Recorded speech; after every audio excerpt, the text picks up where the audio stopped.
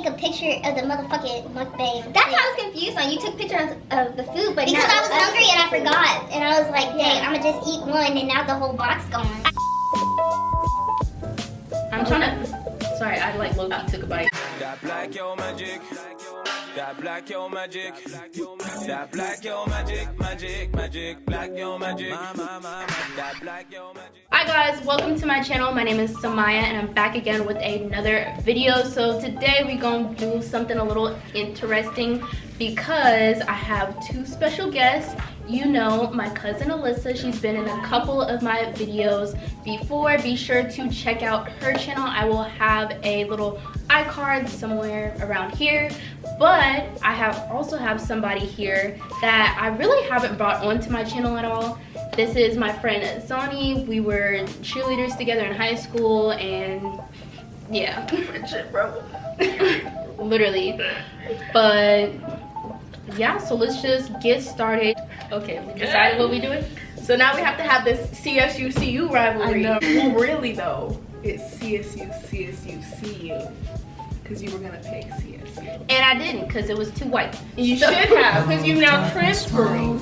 So it's So still, we're, no, I don't no, but no, your first choice is not your last because I didn't know.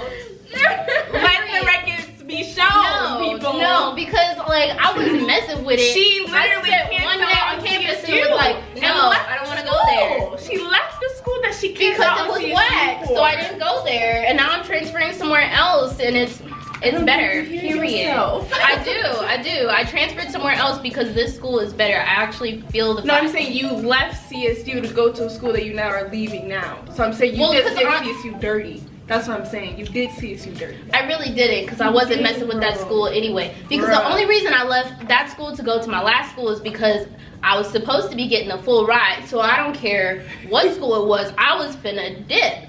But then when I found out I wasn't messing with the school because it wasn't worth it, it didn't have the things academically, socially, none of the things that I needed, I went to this school, and you know what? I could have transferred to CSU then, but where did I go? Yeah, Not there. Yeah. Period. I don't know why. I I felt out, man. The school I went to my first semester, I got pushed into that shit. They didn't have shit I liked there, and I just went. I was like, fuck it, I'm leaving the state.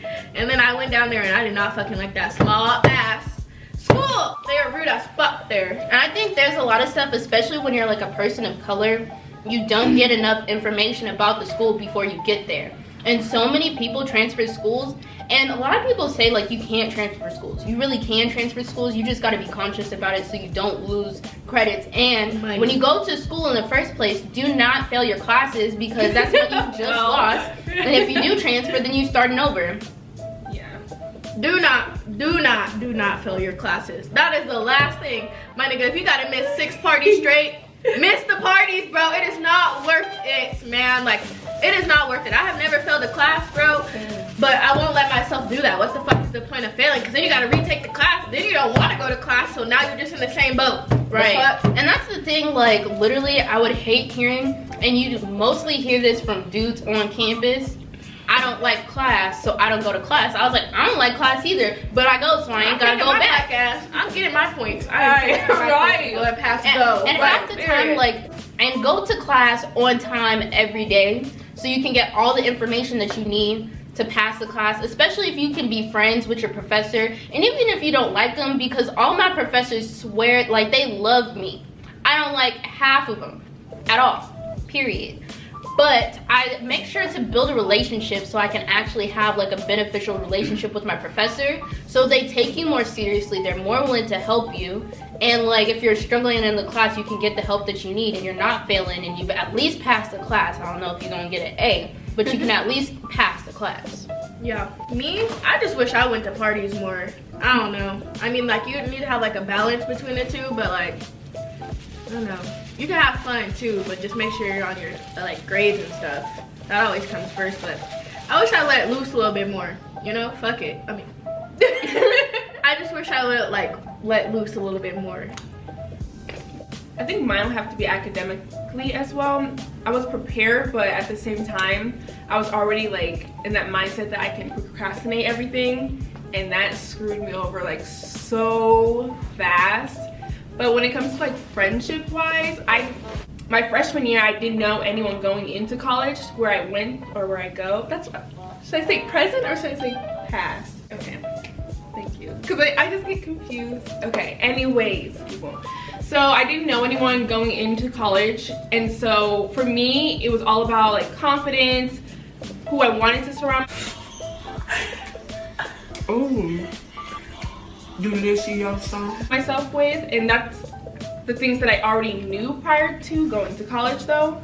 But at the same time, I would have to say that I had like a weird roommate situation.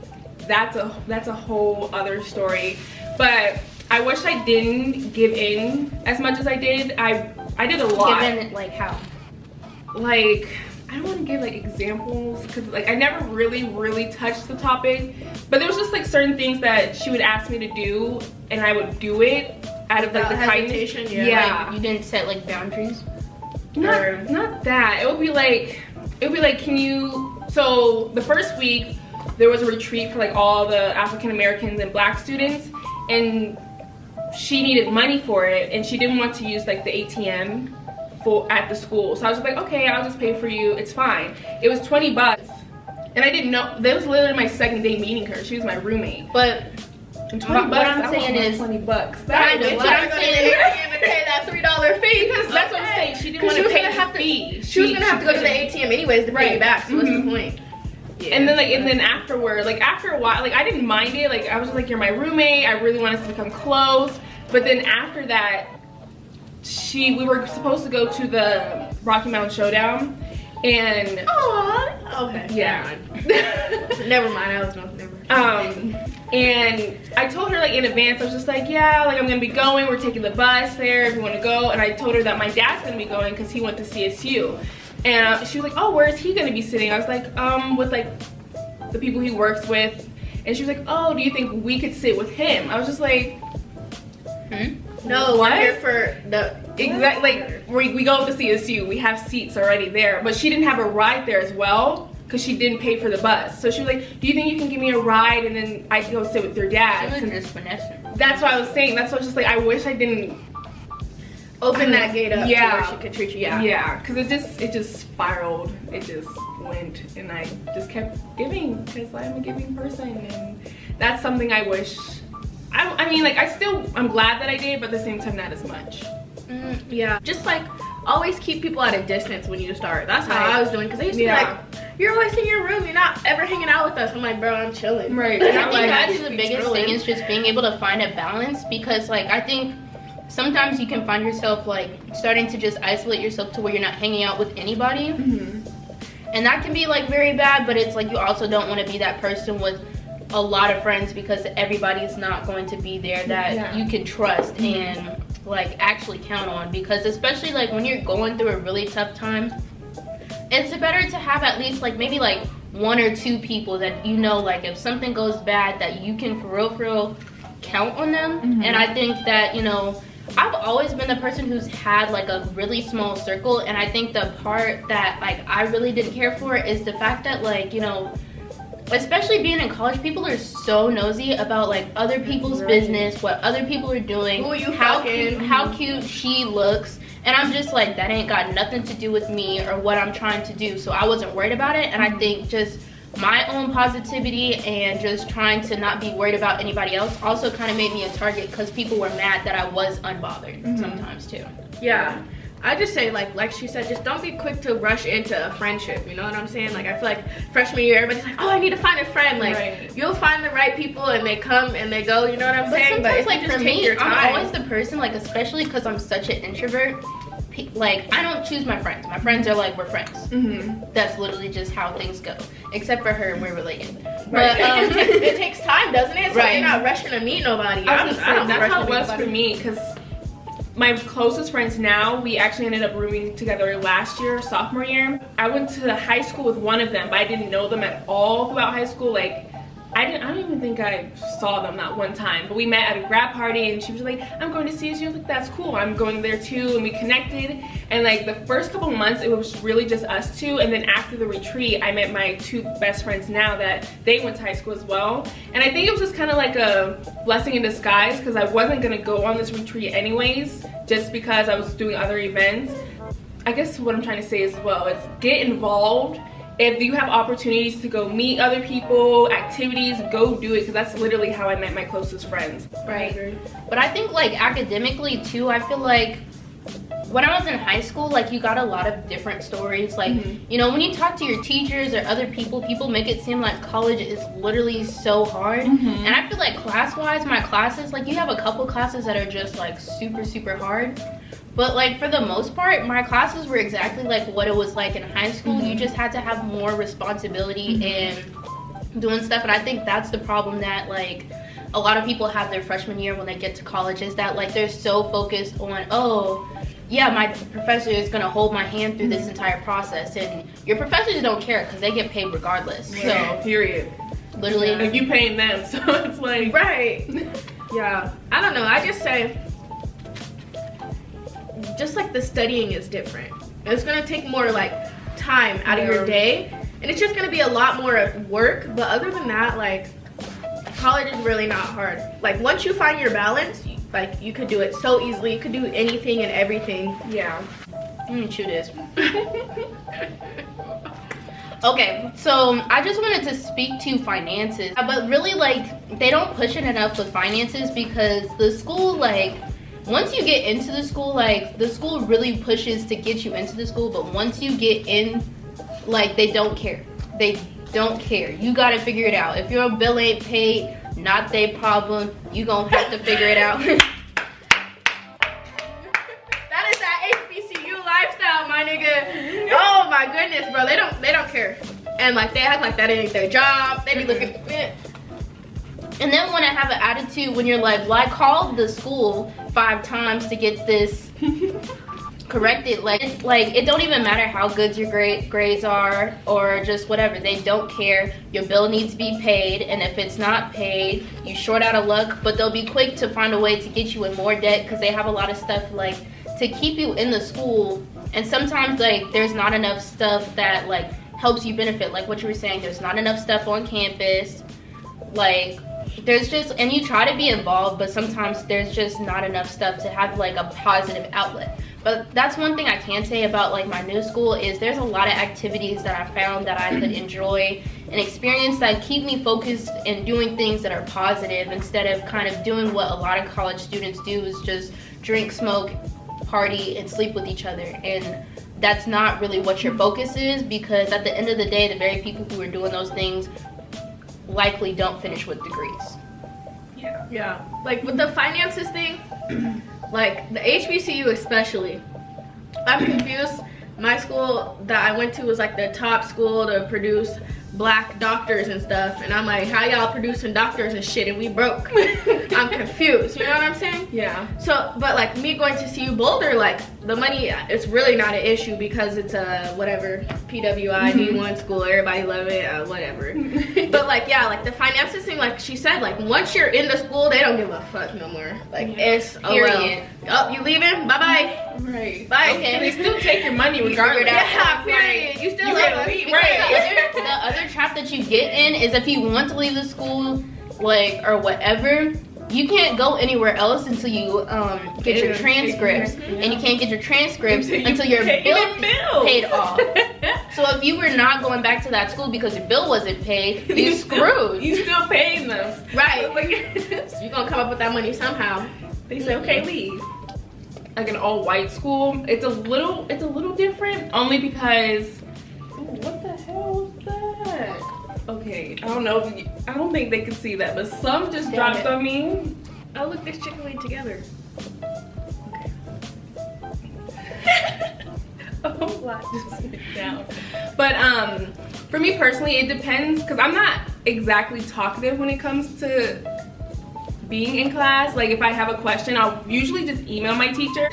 I don't want to give this bad advice, but it's gonna be bad advice, but it's gonna be low-key kind of good advice. Say it But with your chest. a lot of my classes are like 200, 300 plus people. These teachers don't take attendance. They post their slides. So I wouldn't go to class. How And I about would you pass didn't the have class. Did you have clickers? Mm-mm. At That's what I'm CU, saying. We'd have clickers, and I think For that's some how of they them, would take it depends. attendance. It depends, but they were only extra credit if they had them. But the smaller that shit kinda classes, far those away. high clickers would count for attendance. But I think one of the biggest things that I learned is, depending on the subject as well, learning how to navigate through certain classes. Like for me, math is my number one. Like oh, I love math. Like I sound like a nerd saying that. But I knew that I didn't need as much help with that. When it came to like science and stuff though, I was literally always at tutoring. I was always at different events that they would hold to help out with certain things that when it came to science. So I think for anyone, it's like in high school too, if you know you're not good at math, you're gonna spend more time with that. Or if you know you're not good at writing, use those resources. The difference between a small school and a big school, you're gonna have, well, Very different. supposedly, you're gonna have more activities and like ways to get involved, whereas if it's a smaller school, they may not, like you said, have the funding to do those things. Financing may be a little bit different compared to the schools. So although you're watching these videos to get advice, also experience it yourself. You know yourself better than anyone, and You are your best advocate. yeah, because This is a whole I lot of listened sauce. to a lot of people. I was like, I didn't go through half the stuff. Right. You did. And I'm like, I know. I'm like, damn. This was not even what the fuck y'all Right. because this was Right. right. I'm sorry. Yeah. This is not half of the stuff what anybody. this is not what I told me. thought college was. Okay, fuck it. Yeah, I gave up on the whole cussing thing because it's not like I monetized. Jesus Christ. Me. It's not like I monetized anyway, Right. so I'm like, I'm gonna do what I want to do because we all know I cuss so much, and I hate that because people literally laugh at me when I cuss because they think it's funny because they don't take me seriously when I'm mad because my voice is soft, and so they're like, oh my god, that's so cute, and I'm just like, shut up, I'm mad. Even like academically going to like a small school, like when I went to Xavier, man, you had to swipe into every class. If you missed, like, yeah, you had cards, my swipe. And if you miss like more than 5 per like class, or like if Yeah, it's you can't miss class. if it's a 1,000 level class you miss, you only have 2 class periods or 3 class periods you miss, And I and they're think, gonna fail but you I think or there's like a something. lot of things that like it can be good and it can be bad because I know you looking like I ain't have to do none of those things, but sometimes like I think it's good though that they do that. yeah, they check in, especially like, you know, as much as Not like, every day, especially though. going to an HBCU, like we talk a lot of stuff about like HBCUs, but honestly, like my experience, I wouldn't want to go anywhere else other than an HBCU. Oh, I totally agree. Because I feel like the support and the experience, the community, the connections that you get at an HBCU is just amazing, and you feel the community and you're not just like another number to the students, unless you go to Howard U where that day prices is outrageous. The only thing I hate about an HBCU is the workers. My dude, they are so Which is not rude even for no reason though. Like, well, like not they the just don't want to professors. help you out. Not the professors, but anybody else you're gonna socialize with that works for the campus. Like financial aid people, They're the scholarship worst. people, cafeteria people. Like they're just so rude. Like I remember every day first semester, the lady that would swipe my card would have a attitude. She was so fucking rude, and there was times I just like wanted to just bash her shit. But she was rude. And even the financial aid people, I can't help you. You gotta go over here. You gotta go over here. Who told you that? Yo, We don't run do around that. just trying to Who get told one you thing. that? Can't do And it. it's like, you know, sometimes like with smaller schools, especially HBCUs, there's a lack of communication with the working staff too. So it's like you get run around, sit around, and you have to stay on top of talking to these people and making sure your stuff gets done. Otherwise, then they're gonna hold you accountable. Like, you should have been in here 3 weeks ago to do Right. this, and that's not my problem because you should have been on top of it. Which is true to an extent, but at the same time, like, the school, like, administration-wise, not the professors, the workers need to communicate so you're not sending people around to the wrong person, because, you know, you can call on the phone or go into the office and say, I need this, this, and this done. What are the proper steps to go about? And then they're going to tell you the wrong direction to go, and you got to go to 10 different things when you needed to do this, this, and this, and it could have been a lot easier. Man, that HBCU run around, that shit is real. But Real. like people told me, like I think somebody from Howard came to speak at my high school. And he was like, the HBCU run around. I was like, nah, whatever. You're shitting me, man. Which, you know, once you get into your professors at an HBCU, because we talking a lot of stuff that's like negative about HBCU, but once you get in like with your professors, like they're really real, they're really good people that you can just build like lifelong relationships, and they will help you. Man, professors are crazy cool. Yeah, depending on, because like, you know, I did have certain experiences with my last school that were just not good because the professors just were whack, and that's because they were allowed to do, you know, whatever they wanted to do, and they probably were well past tenure or whatever, and they just needed to retire, or they got rid of good professors to make way for a crappy professor that they could pay less or whatever the case was at that time. But yeah, I think that's one of the best things about like my HBCU experience was the professors. Like if anybody's gonna go to Xavier, like you gotta go there like wanting to be what you want to be. You're not going there to fuck around. You're not going there to be on Bourbon Street every week. Like that shit is like real. Like they expect a lot from you, and it's a lot of community service. But like the professors will make it so much easier on you. You know, like when you go to a bigger school, like Alyssa was saying, like you have to build that relationship. You know what I'm saying? Where at a HBCU, because the classes are a little bit smaller, you know, there's like, it's more intimate. It's a more intimate, you know, HBCU got classes sitting 300, 400 kids. True. I think in my chemistry class, I think we had 500 people. Yeah, that's how, when I went to CU Boulder. Yeah, that's how I was like, shit. my math classes were. Yeah, so then they teach super general because there's so many of you guys, so they have to teach super general, and it's on you to do. Yeah, but some, like often than not, like your general education classes are literally the worst, because your professor probably doesn't care about teaching the subject, and they're not as willing to help you. Whereas once you actually get into your major, your professor wants to help you, wants to see you succeed, and there's also a lot less students in the class to take up space once you actually get into your major, because a lot of people have dropped off or whatever the case is, or they changed their major. And so you have less people, you get more attention, and you have like just a better connection with your professor from general ed compared to like your major. Yeah. Which I don't, is that true for like CSU? I was gonna say, it depends, because for like Psych 100, all the teachers like really dope, really cool. I've yet to have a bad teacher, to be honest, and I think it also has to do with the major I'm in. I'm in communication, so they're always just like up and like happy and always wanting to talk. That's the Psych point. But I think, I don't know, I've never had a teacher that was just kind of like rude, that, I don't know. I think it's different for us. We should talk more about like what parties are like. Oh, they lit. Man, They lit. but my smaller HBCU, like, You know, she just crushed me. Let her speak. no, That's it's you. not. That's you touching me with you. Oh, bro. It was on accident. I didn't even know your toe was up there. I don't like feet. But It mine, didn't even touch you, it touched your jeans. Child. oh my god, you don't have so much editing. Just leave all this shit in the video. They're gonna Okay, But my smaller HBCU, like the parties were different because they jig down there, and not everybody jigs, of course. So it'd be like the same 3 or 4 people jigging, and then it'd be like one small ass house party, and the whole fucking campus for some reason is there. And I'm like, bitch, you're my tutor. What are you doing here? Like, don't you what? I'm so confused. But then going to a PWI, they're yeah, like it depends too. Like at Boulder, do y'all have like a lot of like student orgs throw parties?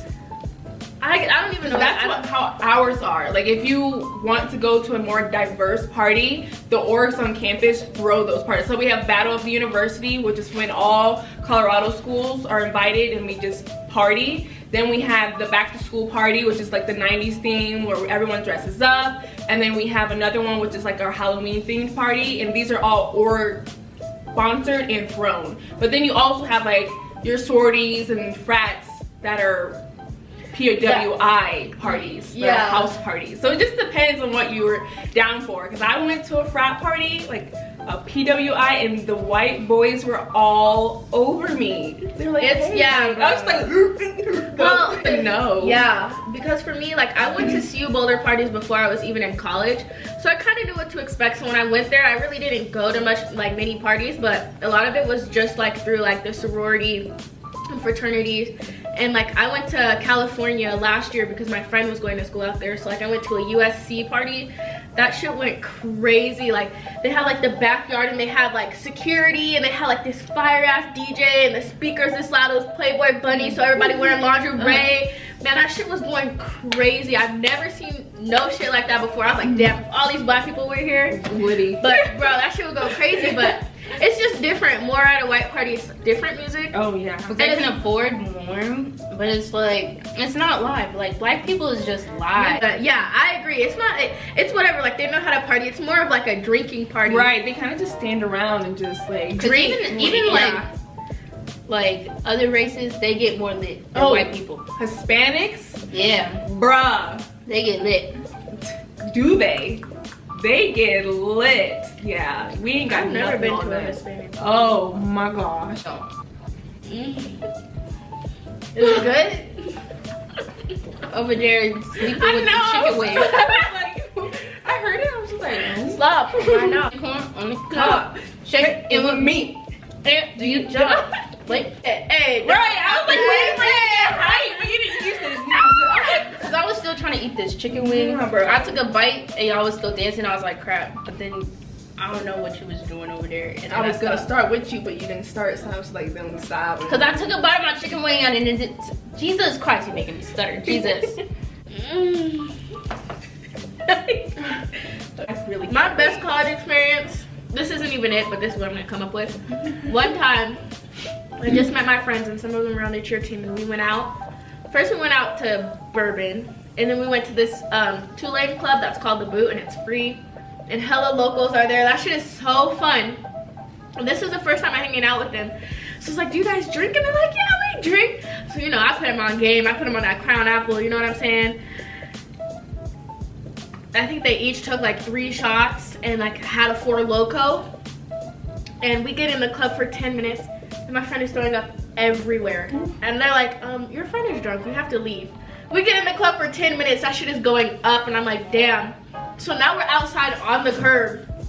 She's over here doubled over, like throwing up everywhere. My friend is drunk, dancing on random ass niggas walking down the street. And they're like, hey, you know what I'm saying? They're white men, bro. It was just so funny. It was just so much fun. Like, I think I peed my pants. I said, oh my goodness.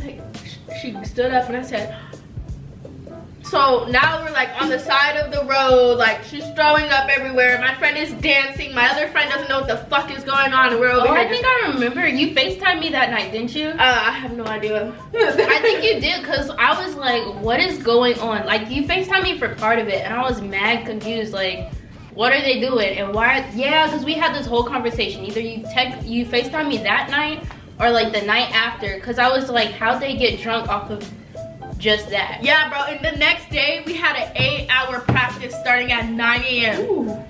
Yeah, that was the day I quit. I was like, fuck that, bro. I went to that 8-hour practice. We didn't even really do anything. So I was like, what was the point of having this 8-hour practice? Which is my friend who was right, my friend who was drunk, she like, we're outside for some reason and she's like sitting down and my coach is like, honey, you need to get up. We don't sit down at practice. She looked like she was gonna throw up everywhere. And your coaches don't care. Man, I I feel like ironic thing, because it's like, you know, the main people, specifically athletes and people who are really involved in, well, really just athletes who are not supposed to be drinking nor smoking, be the main ones doing it the most. Like, they be partying and everything. No, you gotta get up at 6 a.m. whenever you have, and you have a long ass day, and your coach ain't gonna care, and they might just make it worse because they probably know that you you're was hungover. doing something you wasn't supposed to do, and they told you not to do it because it's in your contract. But they're gonna let you live your best life, but you will be conditioning.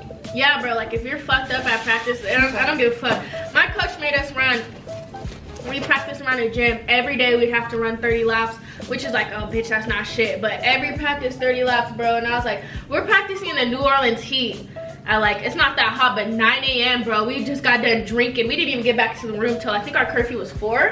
We didn't get back till 3:30. Like, man, we were, I woke But up, sometimes I said, like those be the like best experiences, like doing stuff you know you're not supposed to do. Getting away with it, low key. Low key, but like just, you know, having some of those experiences and being able to have fun can be the best experiences of college. Ooh, I feel pregnant. Emmanuel Sanders. I'm cutting that out. Why? I think that's Okay. being here, yeah. She's pregnant by her man. The fuck? The fuck? Should we end this? Damn, did we even get to any point? I know. The fuck we did not get to no point. Okay guys, so we've made it to the end of the video. I have no idea if we actually made it to a final concluding point, but you know, we talked about some things. It was fun, it was lit, we laughed. But thank you guys so much for watching, and I will see you guys in the next video. Bye. Oh, trying to grab a bit of that black yo magic, that black yo magic, that black yo magic, that black yo magic.